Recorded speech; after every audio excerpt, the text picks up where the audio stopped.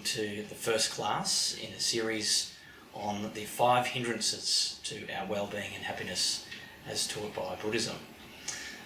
Over the next series of classes, we're going to investigate the 5 hindrances so we can understand what they are. And we're also going to consider some antidotes that we can use in our daily lives in order to reduce and hopefully overcome them. So during our class, we have students that ask questions, and we encourage you to ask questions because that really helps you to understand. So welcome. Good to see you all. Welcome to our class. So this is a series of classes on the topic of overcoming the 5 hindrances. So what are the 5 hindrances, and why are they relevant to our well-being and happiness? So we've done a lot of classes over the years, and when we've asked students what is it they're looking for when they're learning about Buddhism, usually they've expressed the idea that they're looking for some peace of mind or some sense of happiness or meaning, but basically it's to do with their well-being and their long-term happiness. And maybe, we all have very busy lives, and there's many things in our lives that are there to enrich our lives, to make our lives more enjoyable and easier, but often that doesn't necessarily result in us being really happy or having a sense of happiness, a sense of fulfillment, or a sense of meaning. So possibly this is why people sometimes look at Buddhism, because the thing about our well-being and happiness is really what the Buddha found out. That was the core of his life, is to understand why people suffer and how people can be free from suffering. And obviously, if you're free from suffering, you're becoming a happy person. You're becoming a person that can deal with life, all its complexities, all of its stresses and difficulties, and yet maintain a happy disposition and a happy and rewarding experience of living. So the 5 hindrances are often framed as the elements of our mind and our mental states that cause the suffering, that cause us to experience confusion, stress, anxiety, worry, annoyance, dissatisfaction, anxiety, as I think I've said, and even depression. So if we can learn, firstly, the 5 hindrances, what they are, how they operate, what is their operating system. According to Buddhism, these hindrances to our well-being can all be reduced. And they can be reduced substantially. And as that process happens, our happiness comes about through the removal of those hindrances, because they're hindrances to our happiness. So there's a couple of analogies that can help us in understanding the mind and how these hindrances operate. One is, sometimes the mind is described as like a mirror. And, a mirror is essentially perfectly clear, perfectly clean, a beautiful surface that reflects everything with clarity. But if you were to put dust and dirt and grime onto the mirror, then even though the essential nature of the mirror still exists, it's not obvious. You can't perceive it. It's like there's what you perceive, or what we perceive, is all of the dust and the dirt and the things that obscure the way that the mirror really is. So this is likened to our mind, that actually our mind has this essential nature of being like this mirror, that it has its own pure nature, and if we were able to perceive that directly, we would experience great happiness and joy and well-being.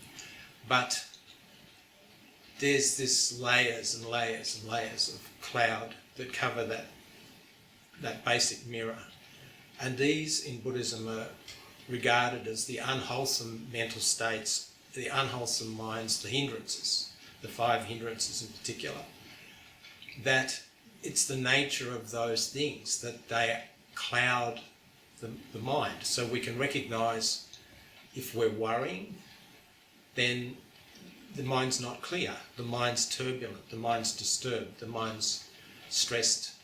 If we have a lot of laziness or sloth and torpor, the mind's dull, the mind's stupefied, it's almost half asleep. If we have anger, then it's like the mind is discoloured with that experience of anger, which distorts how we see things, because we perceive the world through this lens of anger. So the mind again is not clear, it's not quiet, it's not peaceful. Also doubt is one of them. Doubt can be self-doubt. It can be a factor that sort of undermines our confidence and our sense that we can do things, or that we can go around without fear or anxiety. And the final one is sense desire. Sense desire is possibly not so obvious how that clouds the mind, because in a way we live through our senses, and often we see the senses as how we do enjoy things. We enjoy foods, we enjoy clothing, we enjoy music and what we see, and these seem to enhance our life and part of how we nourish ourselves through those things. But there is an element of how the mind can have a lot of greed in the way, the area that causes this sort of fog of dullness over the mind. So we have to look at each of these, examine them and understand how they work, so that we can recognise that each of these contribute to our discomfort, our lack of mental clarity, our lack of ease, and our lack of quietness and stillness in our mind.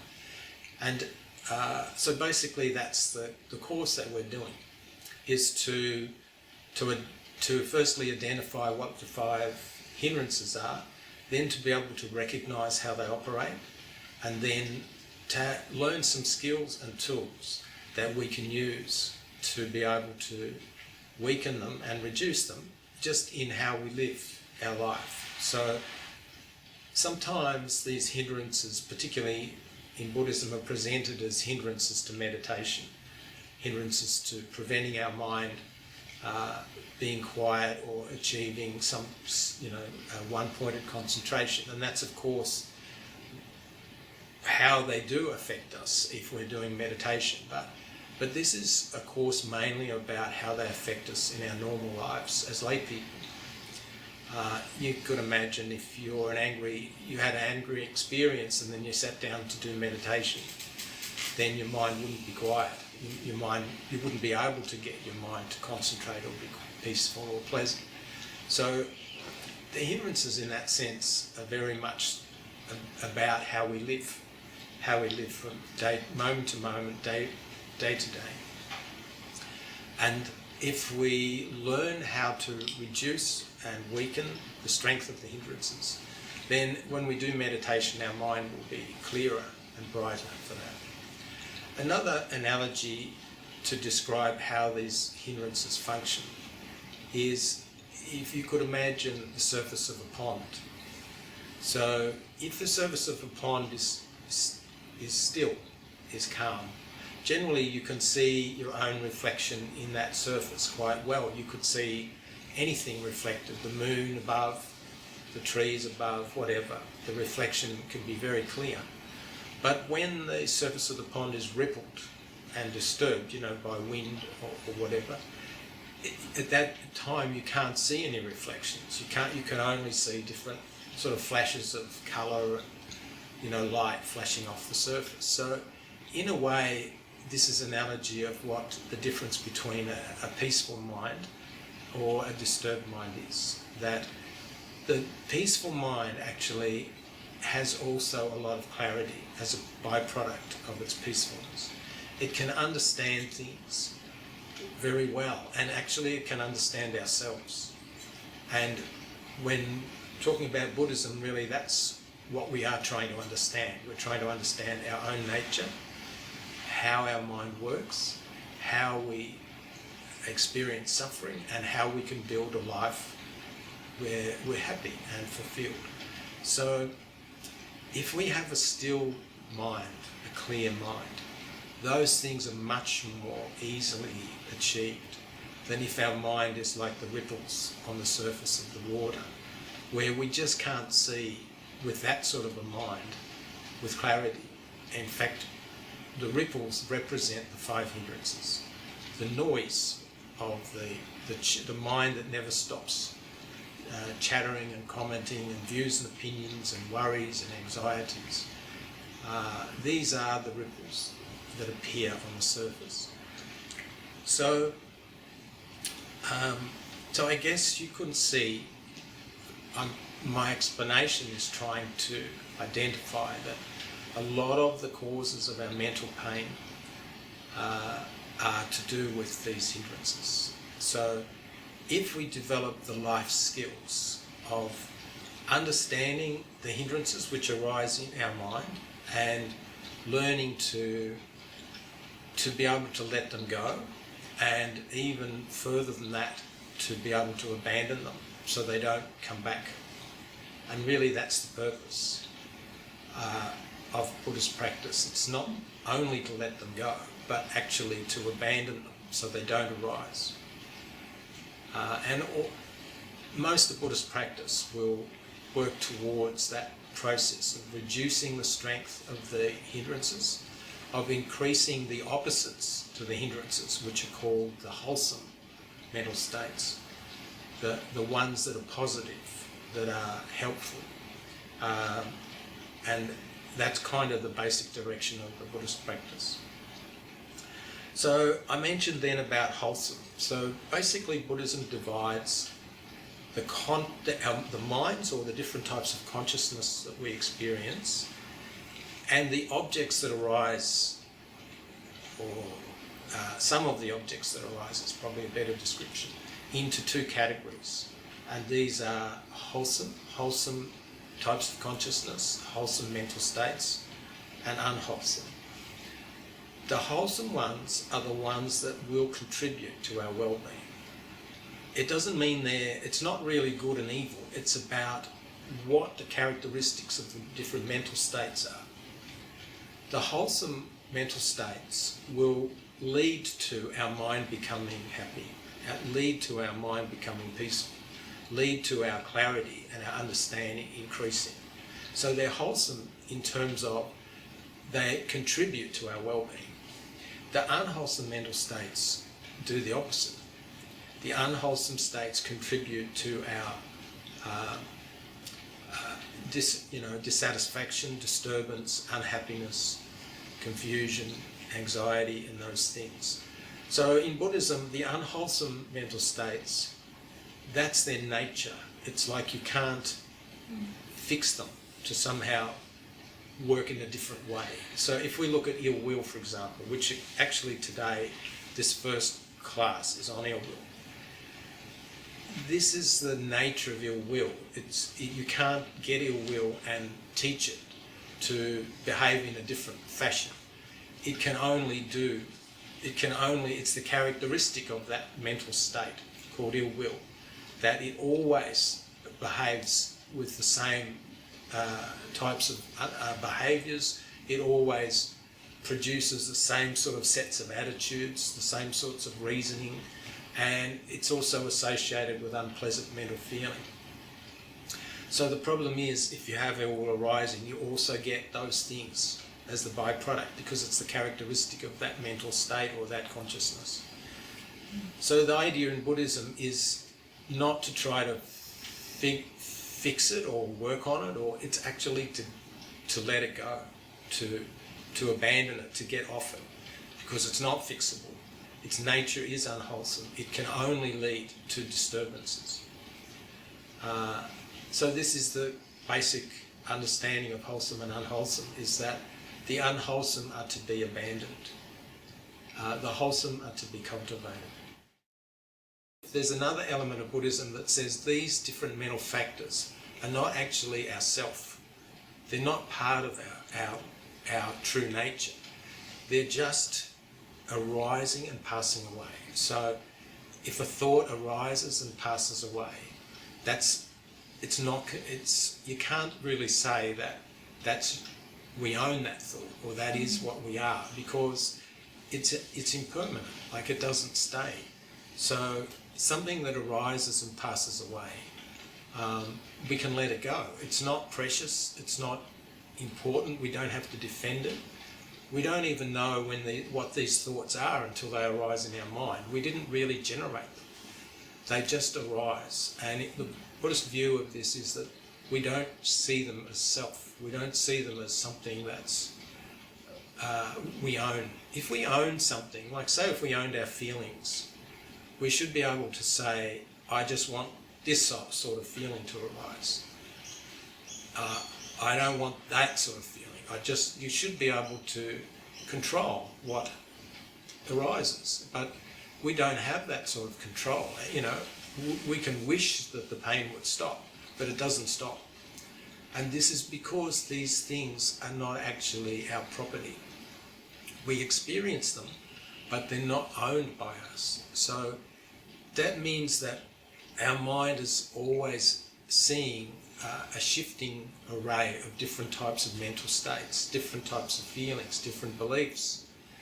And even though we do hold on to them and we perceive them as being what I am, this is what I am, in reality, they're not actually truly us, because they come and they go, because we can't control them, because they have their own lifespan, and basically they're, the things that arise in our mind are just our experiences, not what we actually are. So if we see that, then what we can do is not be so intoxicated with all the different things that arise in our mind. Okay, so that's kind of a bit of a general introduction, but let's just go around. Has anyone got any comments or questions, or how you going? Makes sense? Nam, you got a question? What does it mean to abandon the unwholesome mind? Okay, so if normally what might happen, say we got annoyed with something, that tends to stick around, doesn't it? So we get annoyed at 10 o'clock in the morning, somebody said something we didn't like, and it might have lasted a minute or 2 minutes, but we're still affected by it later on in the day, and even maybe that night we might be at home and still annoyed, or still go back and think about it and get angry about it, or talk to our wife, how they shouldn't have done that, they shouldn't have said this, you'd never, this person said these things. So it's like we're keeping the experience of it with us. And so one thing the Buddha said is that, say for example, when that person made the comment to us that made us upset, and we have a feeling that comes with that of unpleasantness, dislike, maybe annoyance, anger or whatever. But then the event stops. But later on in the day, when we recollect that event, what comes to our mind is not only the memory, but the pain that came when we first experienced it is like revisited. So every time our mind connects back and recollects and dwells on that memory, we also re-experience the pain associated with it. So that causes our minds to be disturbed again, even though it was disturbed the first time. The second time we did it, because the person is not there anymore. That's just us. And then that evening, if we're still stuck on it, if we go back and revisit it and talk about it, we also re-experience the mental disturbance and the unpleasant feeling and the annoyance. They all come back. So it's like we're multiplying up the pain that was originally caused by the other person, but because of how we're dealing with it, by holding on to it, by focusing on it, we're recreating the mind of anger and annoyance, and also the associated feelings that came with that, the unpleasant feelings. So that you could describe as clinging or grasping. But the idea of abandoning is to not bring the experience around with us, to not harbour it, to not hold on to it, to know that yes, that was unpleasant, but it's finished, right? It's not happening now. If the mind doesn't have that distinction, it keeps with it lots of things that can upset it, and also things that haven't yet arisen, things that we start to fret about that aren't even happening yet and may never even happen. It's like we're holding on to this array of experiences, memories, expectations, beliefs, and if we're holding on in the wrong way, as mind visits those things, we also visit the unpleasant feeling associated with them. So actually this is a cause of a lot of our mental disturbance. It's revisiting things that don't actually exist. They're finished. They were impermanent. They might have lasted 2 minutes, but in our world, we've made that last for an hour. And the unpleasantness of the 2 minutes, we're now experiencing another 58 minutes of that. This is the problem if we don't know how to let go. And we're carrying a lot of things that fuel the hindrances. Worry feeds on this sort of way of holding on to things. Doubt feeds on it, anxiety feeds on it, ill will feeds on it. So you can see we're importing, or we have a disturbance generating machine going on as we're living our lives, and that is the mind that's grabbing and holding on. And so what we need to do is develop the skill of being able to abandon or let go, but further than let go, abandon. Letting go is a skill to not dwell on things. But abandon means that we develop an ability or an understanding where that process doesn't even happen, where we're able to live in the present, where things come up and yes, we acknowledge we might even get angry, but the ability to not dwell on that anger, because it's like dwelling on something that's causing us pain. Does that make sense? Happy? Okay. Any other questions? Okay. All right. Simon, would you have got any comments you would like to talk about generally the hindrances, or we're getting on to the specific hindrance of ill will? So, the hindrances really wreck your life. As Frank said, any time you have a disturbance, any time something looks like it's going wrong, it's going to be one of the hindrances. And so if you look at it like that, you see that the hindrances are operating quite a lot of the time. Like today, for example, it's wet and maybe you've got your car keys, you drop your car keys and you go, that's one of the 5 hindrances, that's ill will, which is what we're going to be talking about today. So it's about recognising that the hindrances are present a lot of the time. And so then what we have to do, which is what you were saying before, Frank, is that Buddhism is about spending your mental time generating wholesome mental activity. We're not actually trying to really fix anything per se, we're just trying to spend as much time as you can remember generating wholesome mental activity.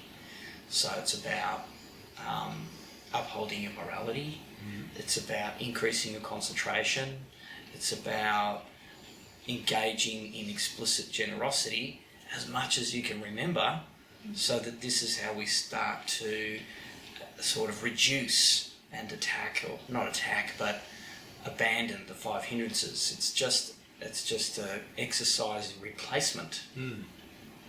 By the things that are the antidotes to the hindrances. That's right. Yeah. That's right. Yeah. So today we'll probably discuss that loving kindness is the antidote to ill will. Yes.